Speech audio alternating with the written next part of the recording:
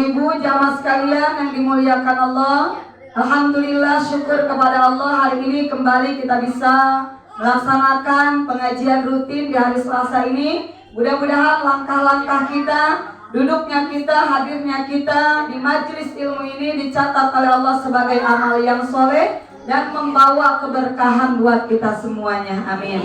Dan insya Allah mudah-mudahan apa-apa yang akan saya sampaikan pada kesempatan yang mulia ini menjadi ilmu yang barokah, ilmu yang manfaat, yang menjadi cahaya buat kehidupan kita di dunia dan akhirat.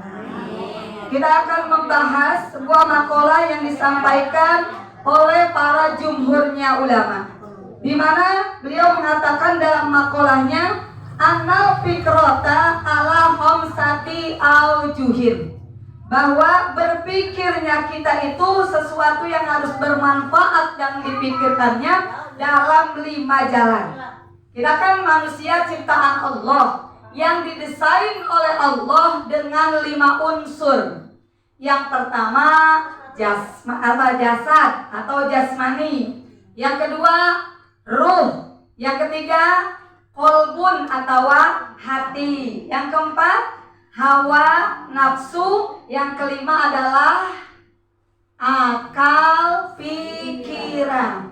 Ingat nih, kita ini manusia ciptaan Allah, didesainnya sama Allah, diciptain sama Allah dengan berapa unsur tadi? 5. Coba diulang.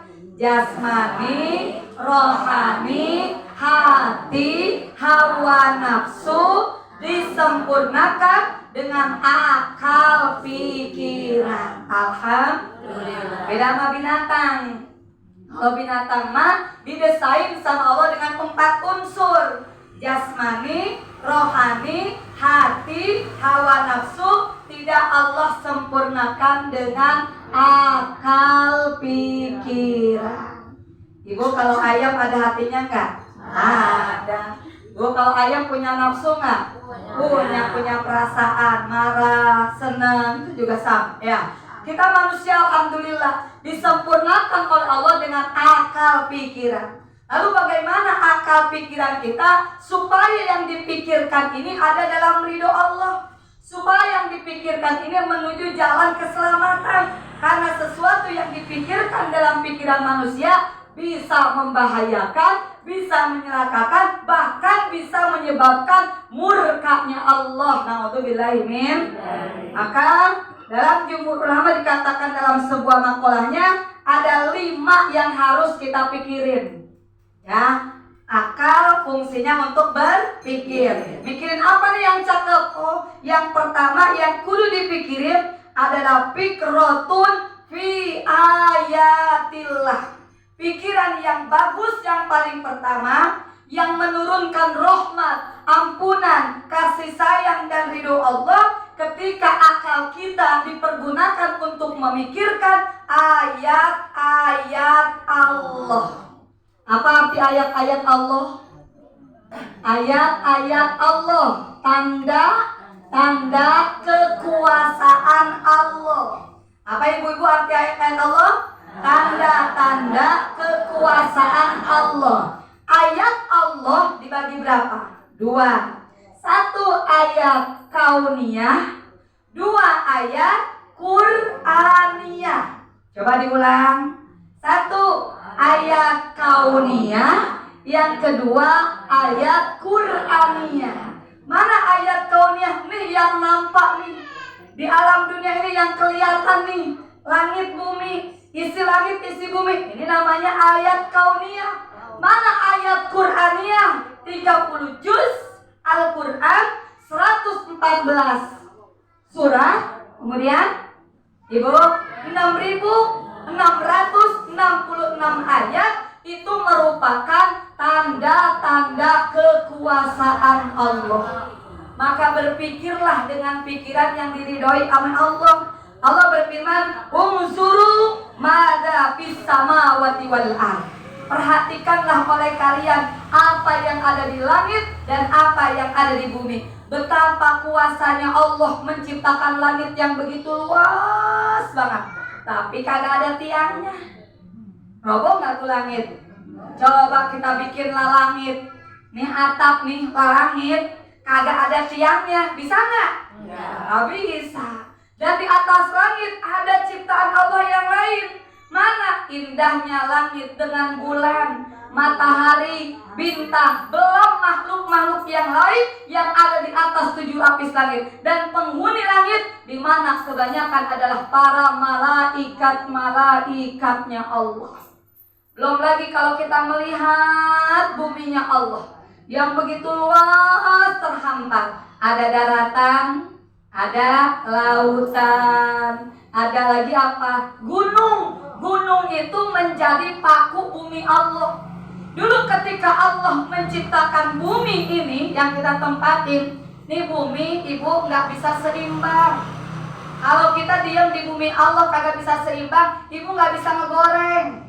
Kenapa nggak bisa ngegoreng? Ya habis minyaknya goyang melulu keploknya, ibu. Tapi karena emang bumi Allahnya alhamdulillah seimbang, kita enak banget duduk dengan tenang. Coba kalau ada gempa, ya Allah, ibu jangankan kita dengan lamanya 1 hari, 1 jam, 5 menit aja udah kayak gimana tahu ya bu ya? Nggak enak banget, kenapa? Kita nggak seimbang di atas bumi Allah. Tapi dengan Allah ciptakan, Allah tancapkan gunung-gunung di atas muka bumi Allah, akhirnya bumi ini jadi seimbang. Jadi kalau ditanya, ibu apa yang menjadi keseimbangan bumi Allah? Adalah gunung. Lalu kalau ditanya, apa yang menjadi pusat keseimbangannya alam dunia? Ibu, alam dunia ini bisa seimbang selama masih ada orang yang tawaf di Baitullah. Jadi Ka'bah adalah pusat keseimbangan alam dunia. Maka tidak akan terjadi kiamat, ibu, kalau masih ada yang tawaf di Baitullah. Tapi kalau sudah kosong Baitullah dari yang tawaf, gak ada yang umrah, gak ada yang haji, ibu, maka saat itu akan terjadi yang namanya kiamat kubra. Makanya tanda kiamat ada 5. Tamaddairo, Taimiyah, munculnya Imam Mahdi, munculnya Dajjal, turunnya Nabi Allah Isa alaihissalam, dan yang terakhir Rabbul Quran wal Ka'bah, diangkatnya Al-Quran dan Ka'bah. Maksudnya gimana?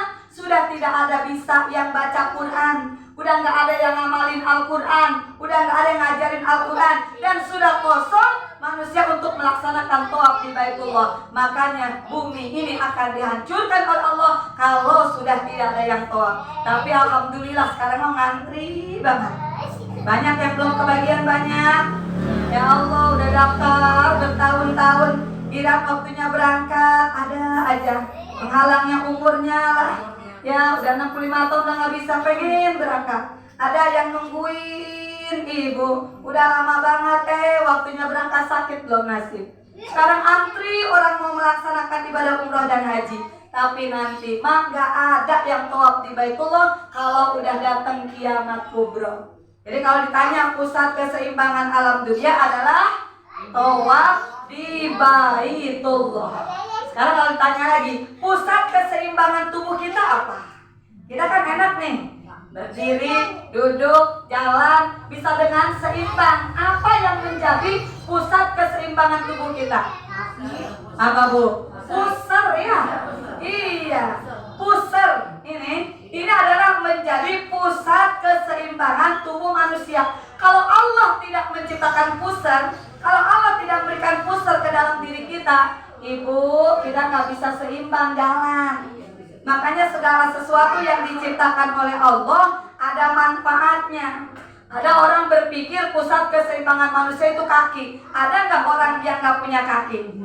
Ada. Cuman sepotong ya. Cuman sepotong, tapi dia masih tetap bisa seimbang. Kenapa? Karena masih Allah berikan pusat. Jadi pusat manusia adalah pusat keseimbangan tubuhnya kita. Alhamdulillah, sempurna banget kita ciptaan Allah. Kita mikirin ayat Allah, betapa kuasanya Allah, betapa hebatnya Allah. Ketika kita mampu berpikir dengan ayat-ayat Allah, tanda-tanda kekuasaan Allah, yatawalladu minha tauhid wal yakin, akan muncul dan lahir dalam diri kita, dalam hati kita, yakin dan tauhidnya kepada Allah.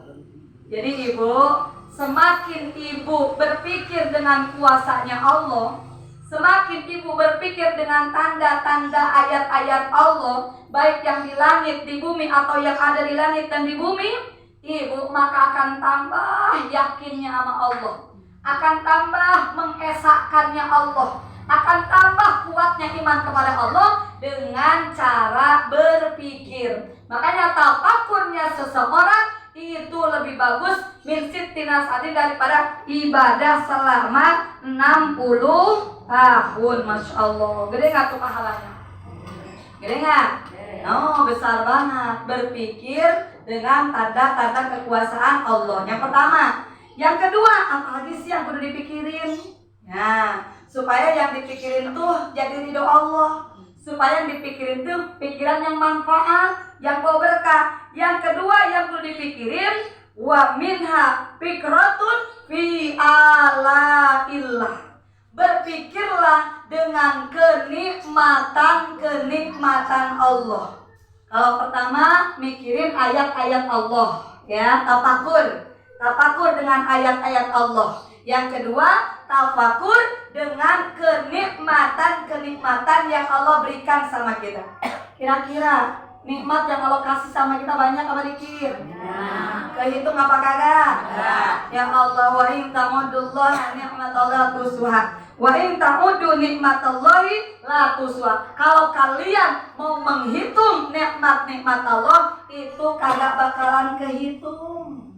Makalin ku banyak. Makanya jangan cuma berpikir nikmat teh, Ibu. Jadi orang yang banyak duit baru dibilang nikmat.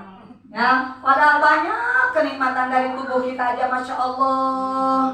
Bisa buang angin nikmat kagak, bisa ngeliat nikmat kagak, bisa berkedip nikmat kagak. Coba Ibu udah pernah belum ngitung ya berapa kali Ibu berkedip dalam sehari semalam? Ya Allah, boro-boro. Ini lancar banget nih ngedip nih Bu. Coba kalau kita kagak bisa ngedip, melotot kayak begini. Ya Allah, naudzubillah summa naudzu. Nikmat yang ada dalam tubuh kita yang Masya Allah begitu banyak. Belum lagi kenikmatan yang lain. Nikmatnya makan, nikmatnya minum, nikmatnya tidur, dan nikmat-nikmat yang lain. Sedangkan kenikmatan itu dibagi dua. Ada nikmatul ijad, ada nikmatul imdad. Nikmat ada berapa? Satu, nikmatul ijad, nikmatul imdad. Apa itu nikmatul ijad? Nikmatnya kita dijadiin manusia. Coba kalau Ibu sama Allah dijadiin kambing, besok Ibu mau dipotong buat kurban. Betul begitu? Kalau Ibu sekarang dijadiin ayam, pasti udah dibawa ke pasar. Diapain? Dipotong, dijual di pasar. Alhamdulillah Bu, kita kagak dijadiin kambing sama Allah, kita kagak dijadiin ayam, tapi kita dijadiin manusia. Ibu minta dulu gak sama Allah? Kagak. Kali Ibu bikin proposal dulu, waktu dulu kagak. Kita gak bikin proposal dulu, gak bikin permohonan, tapi Allah yang mengkehendaki kita jadi manusia. Alhamdulillah. Udah gak jadi manusia, dijadiin umat akhir zaman. Kenapa Ibu beruntung? Karena umat akhir zaman pasti umatnya siapa? Umatnya Nabi Muhammad Sallallahu Alaihi Wasallam. Sedangkan umat Nabi Muhammad Sallallahu Alaihi Wasallam dibagi dua. Ada ummatul dakwah, ada ummatul istijabah. Mana ummatul dakwah? Semua umat manusia yang hidup di zaman Rasulullah dan setelah Rasulullah tawafat itu adalah umat Nabi. Disebutnya ummatul dakwah, umat yang berhak mendapatkan ajakan Nabi. Coba Nabi dulu waktu di Jazirah Arab, kota suci Mekah, kota suci Madinah, Ibu apakah Nabi ngajaknya milih-milih? Kagak, semua diajakin sama Nabi. Betul begitu? Kenapa? Semua umat Nabi, semua diajakin sama Nabi untuk bertauhid kepada Allah. Tapi kira-kira dulu ketika Nabi ngajakin, semuanya mau ikut kagak? Semuanya mau ikut kagak? Banyak yang ikutnya apa banyak yang kagaknya? Ya Allah Bu, alhamdulillah udah mari jadiin umat Nabi Muhammad SAW, dijadiin umatnya bukan ummatul dakwah tapi ummatul istijabah. Apa ummatul istijabah? Umat yang mau memenuhi panggilan ajakan Nabi. Disuruh oleh Nabi, ayo menuju Allah. Alhamdulillah. Ibu kan kalau datang ke sini semata-mata panggilan siapa? Allah, Rasulullah. Gitu. Benar nggak? Ngaji perintah siapa? Bu, Allah dan Rasul. Gitu kan, ada sairnya juga ya. Ibu, bahwa ngaji itu adalah perintah Allah, perintah Rasulullah. Siapa orang yang ngaji bakal diampuni dosanya sama Allah. Mana sairnya? Maning takola liyata allamal ilma gufira lahu qabla ayah tua sahajalma ngalengkah rek indit ngaji. Ngapain katanya? Mau ngaji di hampura dosana memeh jumna ngaji. Alhamdulillah. Belum berangkat ke sini udah diampunin duluan dosanya sama Allah. Kenapa? Karena ngaji panggilan Allah, panggilan Rasulullah. Alhamdulillah Bu, udah mah dijadiin manusia, dijadiin umat akhir zaman, umatnya umat Nabi Muhammad, ummatul istijabah yang mau mengikuti ajaran Nabi. Alhamdulillah. Nikmat kagak itu? Nikmat. Kita dikasih nikmat zohir sama Allah, kasih nikmat batin, iman, Islam dan ihsan. Semoga Allah terus menetapkan kenikmatan ini, bahkan menambahkan sampai terus kita pulang kepada Allah. Ibu, kalau kita pikirin terus nikmat Allah, berpikir dengan nikmat Allah, akan tumbuh yatawalladu minhal mahabbah wasyukru. Ibu, kalau ibu sering berpikir dengan nikmat-nikmat Allah yang sudah Allah kasih buat kita, maka akan tumbuh pertama cinta ke Allah, yang kedua syukur ke Allah. Sedangkan la in syakartum la azidannakum. Kalau kalian bersyukur, ditambahin sama Allah nikmatnya. Wala in kafartum inna azabi lasyadid. Kalau kufur, Bu, Allah siapin azab Allah yang sangat pedih. Naudzubillah. Mudah-mudahan kita tambah-tambah pandai bersyukur sama Allah. Makanya sering tafakur ayat Allah, tafakur dengan kenikmatan Allah. Ada lagi yang ketiga, tafakur dengan apa? Wa minha fikratun fi wa'dillahi. Berpikir dengan janji-janji Allah.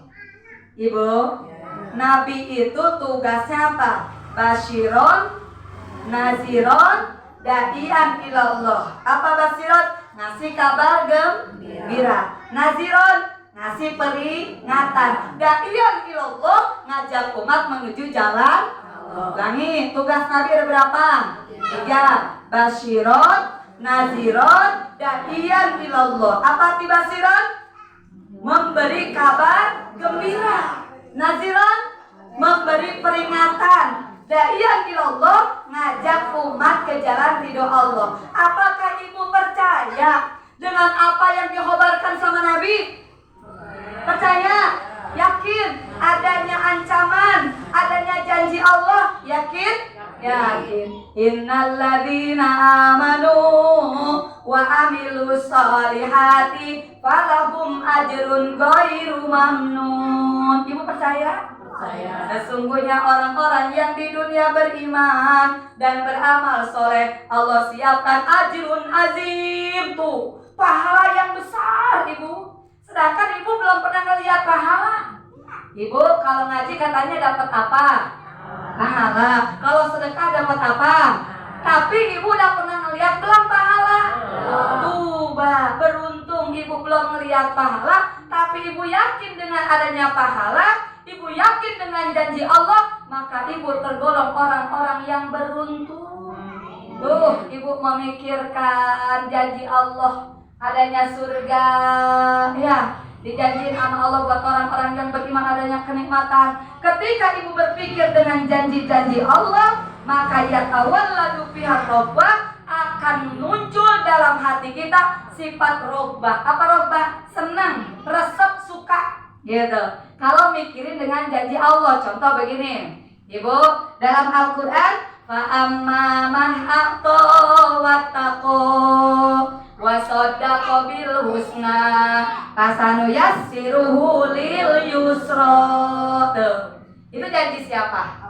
Allah. Fa amma man adab, siapa orang yang jadi orang yang dermawan atau mau memberi, mau berbagi.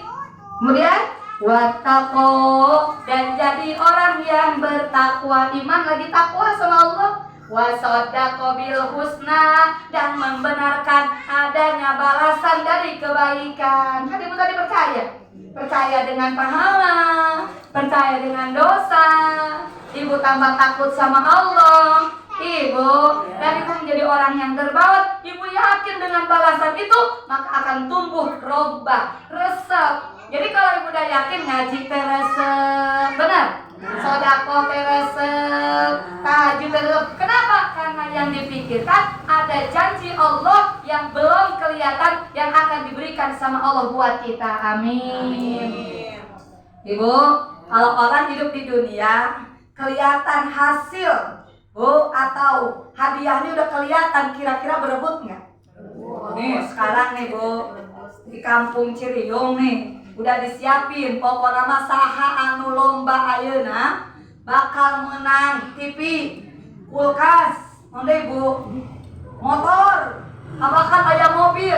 Kira-kira nih orang sekampung Ciriung pada pengen ikut lomba kagak? Pasti, karena udah kelihatan apanya, hadiahnya. Lamun ayeuna diumumkeun kubur ros ya. Ibu-ibu, pokoknya lamun kue ayeuna ngaraji, bu jangan yang gede-gede dah. Pokoknya balik marenang beas, marenang sembako, kira-kira daratan mualnya sakampung Ciriung. Oh, jangan tingali bang. Iya, jangankan dikasih emas yang gede gitu, cuma nek dibeda sembako balik nah. Tuh pasti bu, nu tara ngaji ge. Ngaji, Allah. Naon sebabna? Hadiah raka tingali. Tapi karena emang teka tingali hadiahna, ibu, santai-santai we di imah. Jong-jong padahal hadiah lebih besar daripada sembako. Betul begitu? Janji di Allah. Makanya kalau Abi memikirin janji Allah, tambah muncul cinta, resep karena ibadah, sehingga bisa semangat ibadah teh. Mau malesan. Yang keberapa sekarang? Yang keempat. Apa yang keempat? Berpikir dengan wa'idillah. Ada janji, ada ancaman. Ya, ada janji, ada ancaman Allah. Kan Nabi tugasnya basyiron, ngasih kabar gembira. Terus naziron, memperingatkan. Ya Allah ibu, di dalam Al-Quran udah jelas apa azab yang akan Allah berikan buat orang-orang yang sekarang gak iman sama Allah, kufur sama Allah. Dari kalimatnya, inna azabi lasyadid, siksaan Allah itu pedih, sampai digambarin dalam Al-Quran. Apa yang diminum ahli neraka, apa yang dimakan ahli neraka, tiada lain adalah hamim, air yang panas. Apa yang diminum, yang dimakan, zakum, adalah pohon-pohon yang berduri. Naudzubillah, summa naudzubillah. La baridin, tidak ada kesejukan di dalamnya ibu, panas. Gak ada nikmatnya di alam apa? Akhirat orang yang disiksa sama Allah. Ibu takut gak sama siksaan Allah? Takut.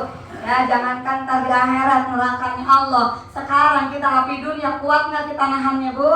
Ya Allah, coba-coba dah. Ibu taruh nih tangan dari ibu di atas kompor. Berapa kuat lama tuh? Ya Allah, saya yakin gak kuat. Karena saya sendiri juga gak kuat ya. Jangankan dimasukkan ke dalam api. Bu, angkat tuh kuali yang baru apa? Dimatiin apinya, jangan pakai lap. Bisa nggak? Iya. Kenapa kata ibu panas? Ya Allah, bukan apinya, kualinya doang. Bagaimana dengan neraka? Naudzubillah ya Allah. Semoga kita selamat dari panasnya api neraka. Kita memikirkan ancaman Allah. Ibu, ada 7 tingkatan nerakanya Allah. Maka dengan kita memikirkan ancaman-ancaman Allah, ya tawalladu minah haibah, akan tumbuh dalam diri kita haibah, takut untuk berbuat dosa. Jadi rek nyen dosa teh naon? Sieun. Tadi mah arek taat resep, Bu, kalau taat kan saya bilang kudu resep. Kalau kita taat karena pengen ke surga, hitungan. Lamun taat karena sieun kana neraka jadi beban. Ingat yang pernah saya sampaikan, Siti Robiatul Adawiyah jadi contoh tuh wali Allah yang perempuan. Ya Allah, kalau saya ibadah karena pengen ke surga, masukin aja kemana? Neraka. Ya Allah, kalau ibadah saya karena takut ke neraka, masukin aja kemana? Ke neraka. Kenapa? Karena Siti Robiatul Adawiyah ngajinya, sholatnya bukan karena pengen surga. Ibu, bukan karena takut ke neraka, karena cintanya sama Allah. Gitu kan ibu juga kesini. Bu, bukan semata-mata pengen pahala, betul? Bukan semata-mata pengen surga, walaupun Allah janjikan surga. Atau bukan karena takut, bu, dengan neraka, tapi karena ibu kesini teh, karena ibu teh cinta sama Allah. Ngaji teh perintah Allah, ngaji teh diridhoi sama Allah, dan dengan ngaji tenang batin kita, alhamdulillah. Nah, kalau berbuat maksiat, ibu harus berdasarkan karena takut ke Allah. Takut dengan apa? Siksaan Allah. Ibu, ya Allah, orang yang sekarang kerjaannya tukang gibah, mulutnya tajam, setajam pedang, kerjaannya tukang gibah, ngezolim. Nanti di alam mahsyar ini lidahnya akan menjulur panjang, kemudian akan diinjak-injak oleh manusia saat itu. Kalau sebelum mati dia nggak tobat, naudzubillah. Summa naudzubillah. Ya Allah, ibu, kalau sekarang ini perut dimasukin dengan uang yang haram, makanan yang haram, atau segala sesuatu dari fasilitas yang haram, nanti di padang mahsyar perut ini membesar, lebih besar daripada badannya, isinya ular dan kalajengking. Takut nggak tuh? Kalau kita udah mikirin akan azab-azab Allah, ibu jadi gak berani tuh. Astagfirullahaladzim. Wah, ya Allah, duit siapa nih ya? 2.000. Ah, bukan duit saya. Jangankan duit 100.000, 2.000 juga kalau bukan duit kita mah takut nggak, Bu? Takutnya apa? Takut dosanya. Akhirnya karena nggak ada yang ngaku, nah masukin aja dah ke jariah gitu. Kalau dulu mungkin waktu kecil, Bu, pernah nggak di jalan nemu duit? Pernah. Ya Allah, alhamdulillah nemu duit gitu. Kalau dulu mah ya. Nggak tahu sekarang mah takut. Siapa ini? Gitu. Masya Allah. Dengan kita berpikir dengan ancaman-ancaman Allah, akan tumbuh dalam hati kita haibah, hazar, takut untuk berbuat dosa. Yang terakhirnya ibu, berpikir dengan apa? Fikrotun taksiri nafsi al-anito'an. Berpikir dengan keadaan kita. Nah, keadaan diri kita yang terkadang taksiri ala to'at. Apa sih taksir? Bu, kalimat taksir ini adalah menyepelekan atau menganggap sepele, atau lagi apa? Ibu, meringankan. Apalagi bahasanya taksir ini? Gua mencek sudah malah lawar, gitu. Sholat kita gimana sih, toat kita, gitu. Ya, banyak kurangnya. Benar nggak? Benar. Aina baca Quran. Kan kudu nama urang teh sapoe sapeting harus dapat 1 juz. Amalan wajib buat kita nggak boleh ketinggalan 1 hari 1 malam 1 juz, karena itu adalah pilar rohani, kekuatan rohani. Jadi kalau rohaninya lemah, dapat musibah di kita juga ambruk, gitu. Sedangkan ibu, bu, kadang-kadang kelar nggak tuh 1 juz hari semalam? Astagfirullahaladzim. Ya, kita lihat di ibadah kita banyak taksirnya, banyak kurangnya. Kadang-kadang lemah ibadah kita tuh. Ibu, disuruh zikir yang banyak, kadang-kadang dikir. Benar. Disuruh bangun lebih awal. Bu, kadang-kadang ada aja misalkan, ya, kebablasannya. Banyak ternyata ibadah-ibadah kita yang kurangnya. Kadang-kadang ngaji, ibu, tapi belum bisa apanya? Ngamalinnya. Ya Allah, ketika ibu memikirkan diri ibu tentang taatnya ibu sama Allah, betapa kita banyak kekurangannya, betapa lemahnya diri kita, maka akan tumbuh al-haya'u, sifat malu sama Allah. Kalau ibu udah tumbuh sifat malu sama Allah, ibu bakal nangis depan Allah. Kenapa ibu nangis? Tobat. Ya Allah, belum tentu ibadah kita diterima sama Allah. Udah makan banyak, ibadah teh dikit, benar? Bu, dan itu pun yang sedikit pun belum tentu diterima dan benar. Ya nggak? Jangan kepedean. Oh, orang mah geus ahli surga. Kenapa? Oh, ngajina tuh orang mau enggak poin. Sholat gak pernah ditinggalin, sedekah selalu dikeluarin. Orang mah pasti ahli surga. Belum tentu gitu loh. Iya, belum tentu. Ada orang yang sejengkal lagi mau ke neraka kagak jadi. Ada orang yang sejengkal lagi ke surga juga kagak jadi. Kenapa? Dilihat ujungnya. Ketika akhir sebelum kehidupannya, asalnya dia adalah seorang apa nih? Penjahat. Bu, nggak iman sama Allah, kufur sama, dapat hidayah. Udah dapat hidayah meninggal, ahli surga. Asalnya dia adalah orang beriman, asal dia orang taat, bagus ibadahnya. Kenapa di penghujung akhir hayat dia melakukan sesuatu yang bikin Allah murka, kagak jadi ke surganya. Makanya kita berharap selalu dalam bimbingannya Allah Subhanahu. Jadi ketika kita lihat diri kita, ketaatan kita masih banyak kekurangannya, lemahnya kita, akan tumbuh rasa malu, akan mengucapkan la haula wala quwata illa billahil aliyyil azim. Ulang lagi. La haula wala quwata illa billahil aliyyil azim. Artinya la haula, tidak ada daya upaya, ibu, lemah kita mah. Wala quwata, tidak ada kekuatan, illa billahi, kecuali semuanya atas dasar pertolongan Allah. Kita bisa taat, ditolong sama Allah. Kita bisa menjauhi perbuatan maksiat, ditolong sama Allah. Mudah-mudahan selalu Allah menolong kepada kita semuanya. Baik ibu-ibu sekalian, itu saja dapat saya sampaikan. Mudah-mudahan berkah, manfaat. Kurang lebihnya saya mohon maaf. Wassalamualaikum warahmatullahi ta'ala wabarakatuh.